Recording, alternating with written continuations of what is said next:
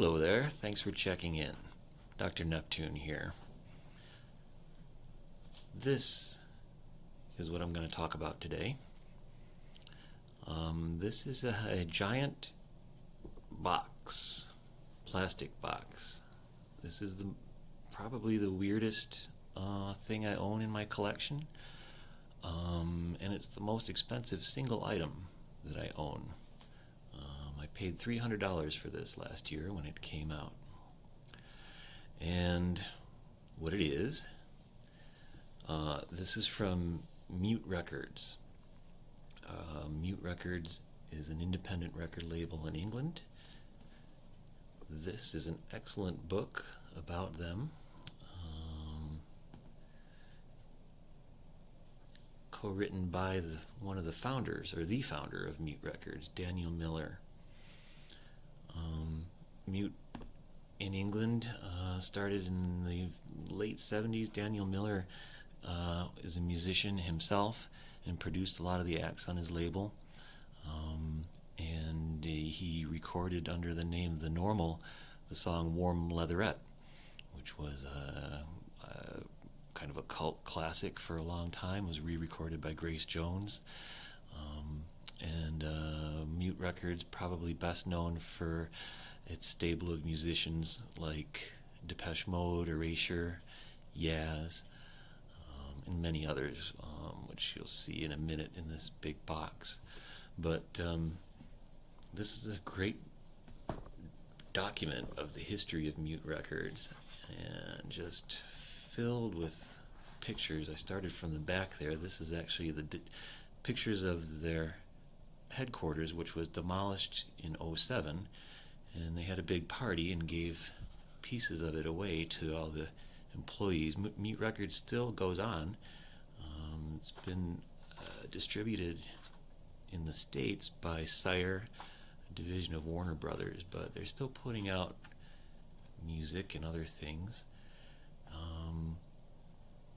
And when I was looking through this book a little earlier, I read what Daniel Miller had said about the artwork that all these artists have on their albums and singles and promotional materials. And he said that he wasn't looking for a consistent look on the label like you see with something like Factory Records, which I showed in the New Order video. I had a couple books from them which showed pictures of those artists' work, and you could almost tell at a glance that it was a Factory Records artist, because there was such a consistency in the look. Almost all of it was done by Peter Saville and his crew. But Daniel Miller said he didn't want that for Mute. He wanted the artists themselves to come up with their own, here's Moby, their own visions of their work in collaborations with great artists as well. So, a lot of Depeche Mode all through here. Eins an den Nubaten. A lot of very experimental cult type bands on this label.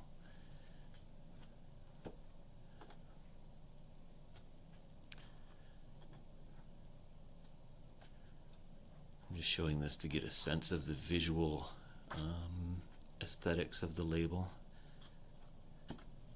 So, go back to the beginning here. Actually, this is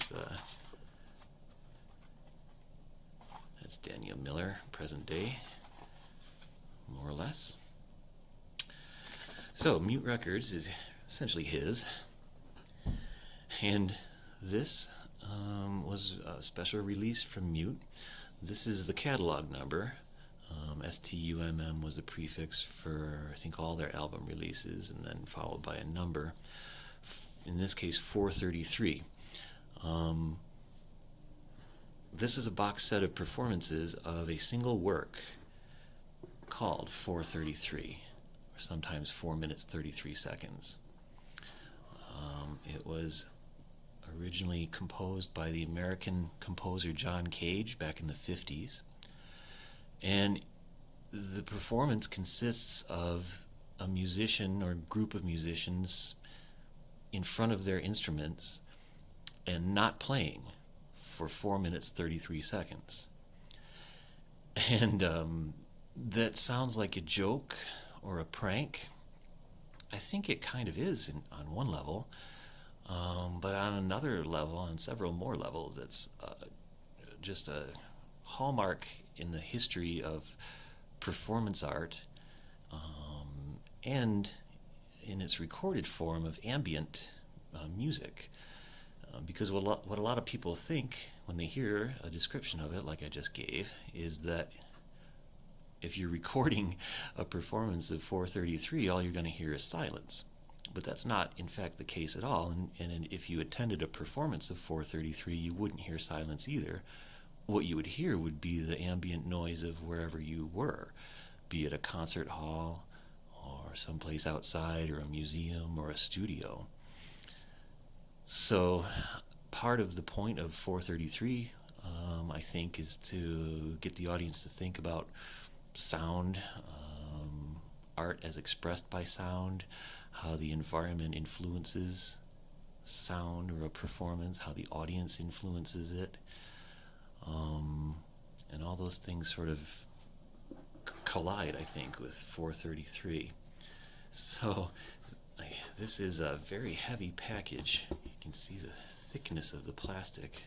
It's translucent white packaging here. And it requires assistance to get everything out of the box. So first there's a booklet, or a book, large format book.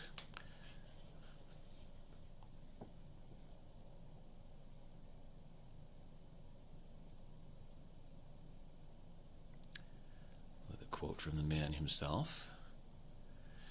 And this book has an introduction from Miller.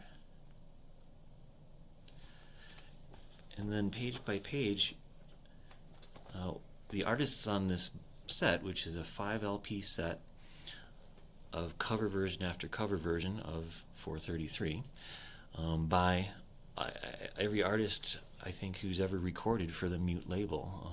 Some very well-known names and some very obscure, but all their own recorded performances of this piece, 433. So just to show you a couple, there's the normal, that's Miller's band, and it tells when and where it was recorded. Sometimes it gives more information for some than others.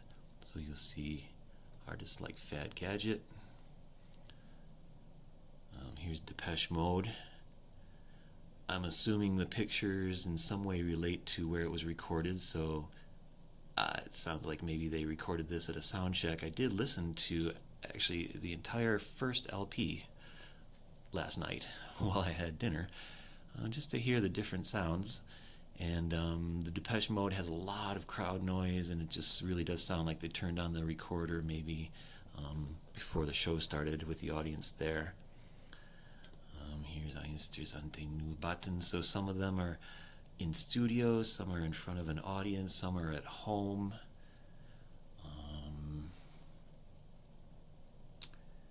This one, I had actually thought of recording this one as part of this video. I do have at the end of this video another recording, which I'll talk about in a second. But this one I've never heard of He Said, but I was looking through this and it sounded cool. This is home studio, and there was a huge thunderstorm outside the open window. And that sounded very akin to ambient noise, like you might buy a machine that plays rainforest noises or something like that. So I listened to that, and that was pretty cool, but then I listened to some more, and I ended up deciding that the performance that I filmed as part of my contribution to this project is this one by Cabaret Voltaire. This one recorded in Sheffield in their studio, and as you can see, it says that the piece was recorded using a special Neumann microphone. The studio window was wide open. I really like this one. I love Cabaret Voltaire. They're a really experimental group. came out at the same time, sort of seen as Throbbing Gristle, some other really avant-garde type groups. And what I was struck by in listening to their version of 433 was that it actually sounds like a Cabaret Voltaire song. They're often described as a precursor to the industrial sound that you would hear in Nine Inch Nails and other groups like that. And I don't know what was going on outside their studio window, but there's a lot of rumbling and vibrations, and it's the one thing that I would recognize as part of an artist that I know the work of in their cover of 433. So more on that in a minute, but there's the booklet. The whole package came with this set of white gloves. See, they're very tight, so they tore on my initial wearing, but I did put them on. I feel like in purchasing this and owning it, I'm in some way contributing to the project of 433. Maybe you could call me a patron, I don't know, but that because I'm not a musician and I can't perform in the sense that there's no instrument for me to stand in front of that I won't play, I feel like I'm participating in the creative process in some way by having this, and in addition, I really wanted to do something for this video. So, as I said, my instrument, my thing that I play that plays music, is the stereo. It's my home stereo. So you're going to see, if you so choose to look at it, it's the complete performance of the Cabaret Voltaire cover of 433 played through my sound system. This was a limited edition. It came out in an edition of 433. And I have number 10, hand numbered and hand signed there by Daniel Miller.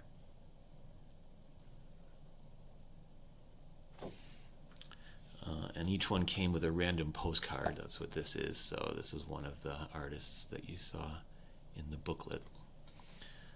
So it's 5 LPs. I actually had no intention of listening to this when I bought it. I really just bought it as an art object, almost as a sculpture in a way. And as an interesting addition to my collection. But like I said, I did listen to both sides of this LP last night, and I've looked at a couple of their YouTube videos of performances, and I'm going to link to one of them from this set.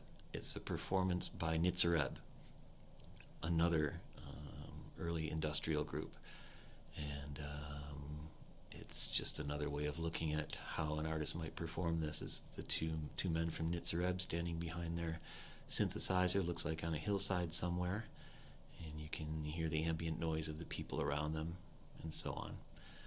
I could have chosen from a few different ones, but I chose that one, and then I'm contributing my own. So this is really beautiful, clear vinyl. You can see through it here, and the label on each LP is the same. So this is side B, songs 1 through 6, name of the artist, name of the piece, and that's it.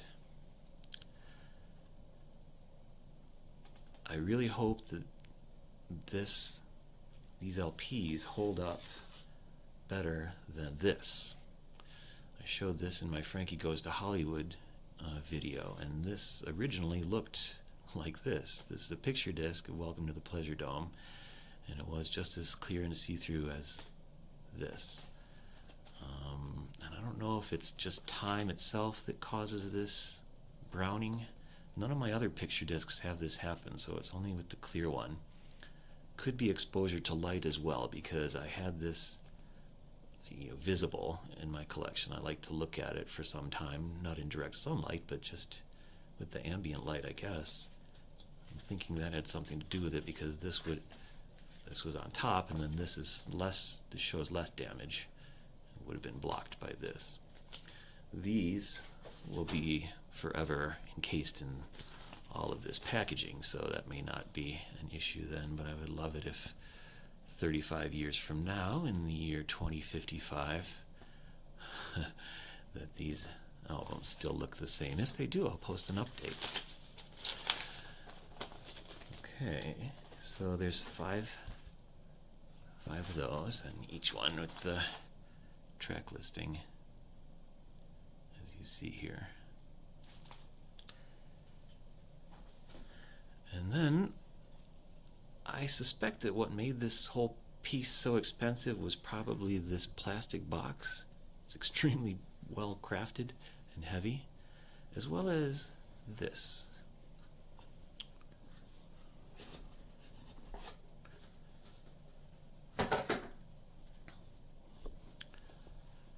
This is a set of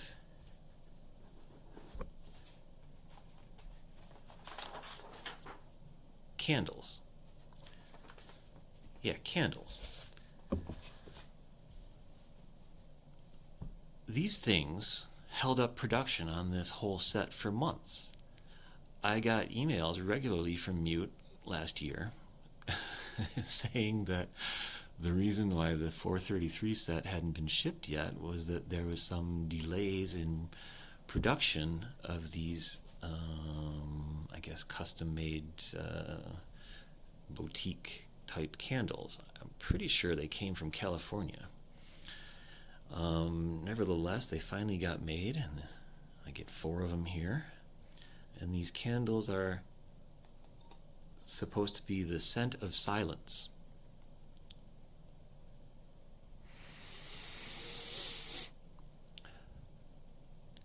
Which I guess is musk. These are extremely strongly scented candles, actually. When I was looking through this stuff the other night, I had this box open, and after just a few minutes, even with these little covers over the wax, the smell of these strongly scented musk candles really became overpowering. So, part of the artistic gesture of 433, and something like nothing else that I have, is the scent of silence.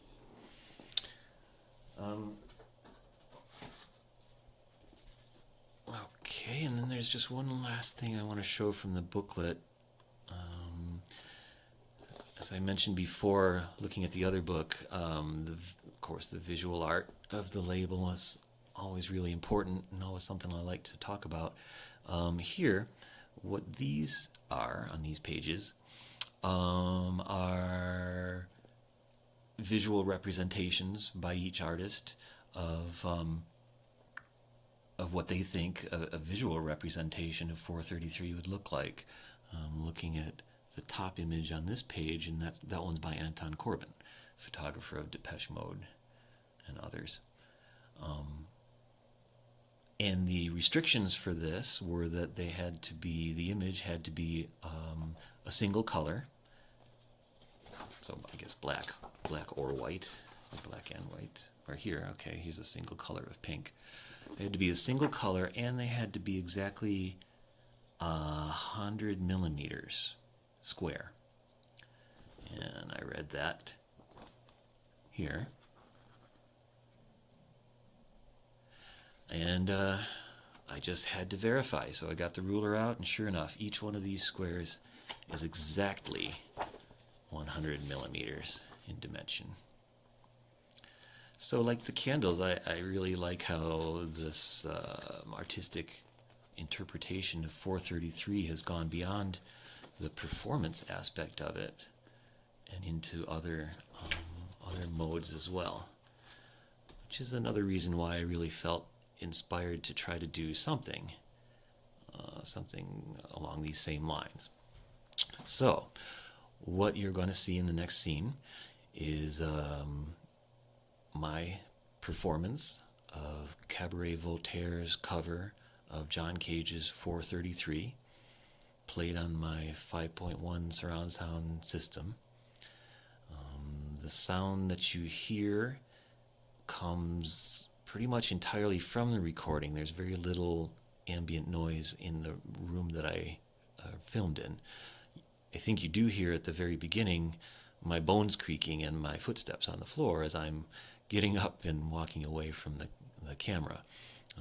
But all the other sounds you hear are those weird noises that were whatever was happening outside the studio that day, including some really loud rumbling.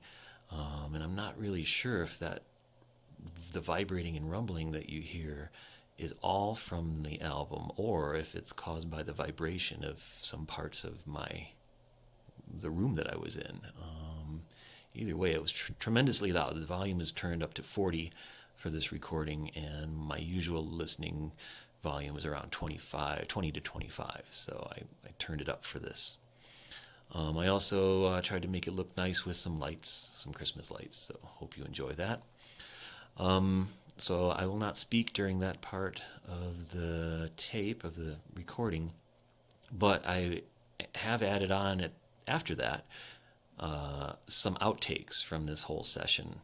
A little behind the scenes Dr. Neptune, show you what I went through to try to set this up. This was actually a technically difficult shoot to get the record to play and everything.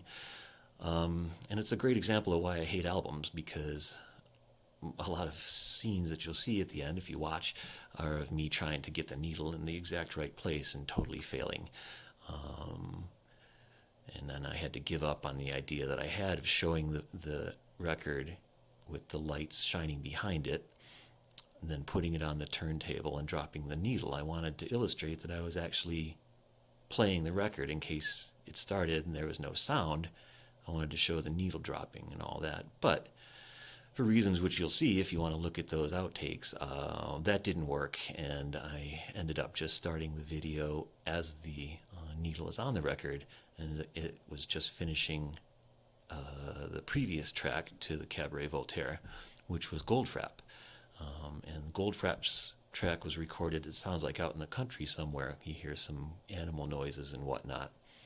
And so when you see me getting frustrated with that, and you even see an appearance by Swear Boy. So hope you enjoy. Thanks for watching and listening, and click like if you liked it, and I'll be back soon.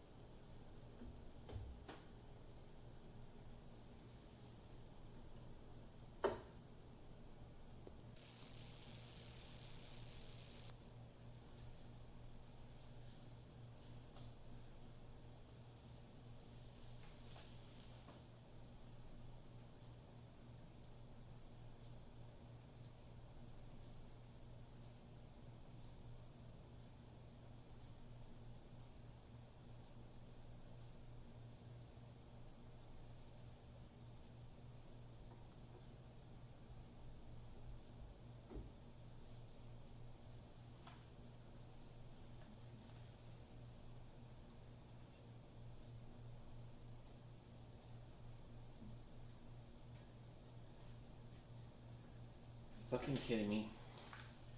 Shit.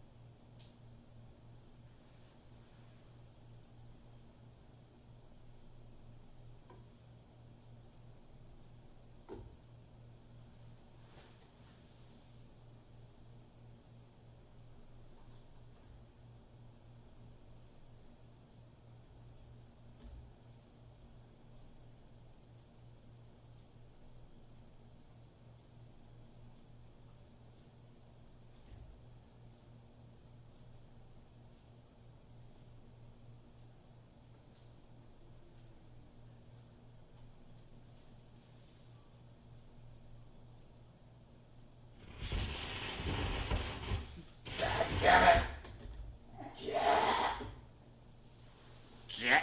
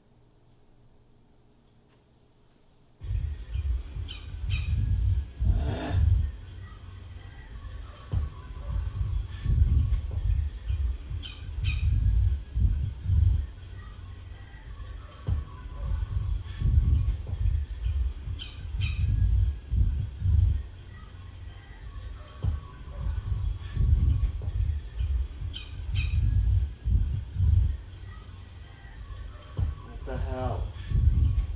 I'm trying to cue it right at the end of this song and the beginning of the Cabaret Voltaire song, but there it is. All right. Up. Take 4.